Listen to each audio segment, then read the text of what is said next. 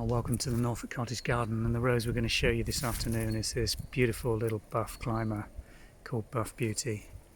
Been growing here on this rose arch for around about 3 or 4 years now. Buds on Buff Beauty are quite green, don't show much colour in the early stages, no indication of what's likely to follow. As they open up, you get this beautiful apricot white, quite tight curled rose, opening up into a full double and then fading through to cream, just tinged with pink.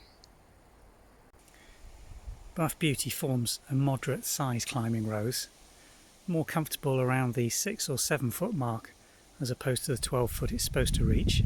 You'll see it here in this rose arch. Behind it is the generous gardener, and in the apple tree at the far end, Paul's Himalayan musk.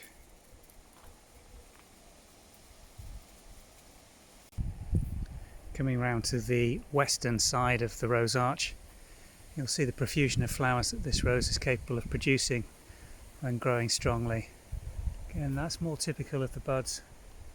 As it opens up, you'll see it starts to get the colour quite early on, and then that classic apricot opening up into a full cluster of blooms and fading to this pink tipped cream, I'd describe it as. Best describes it. Absolute beautiful colour combination, nothing garish or clashing on it. It's a good healthy rose as well. The foliage on this, very little if no black spot that I'd worry about on it. It's had no pesticides or fungicides on this at all, we just let it grow naturally. And it's formed through this young apple tree that's planted on the back, probably around 7 or 8 foot of growth.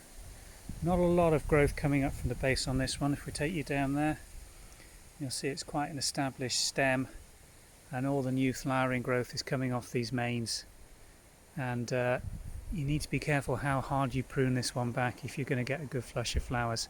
It tends to be on the preceding year's growth rather than new growth from that season, but a very good and rewarding rose to grow. Is it scented? Well, very, very mildly. You've got to get really close up to these, and to be honest, standing where I am, the scent off the Himalayan musk is all you're going to smell and all you need to know that you're in a rose garden.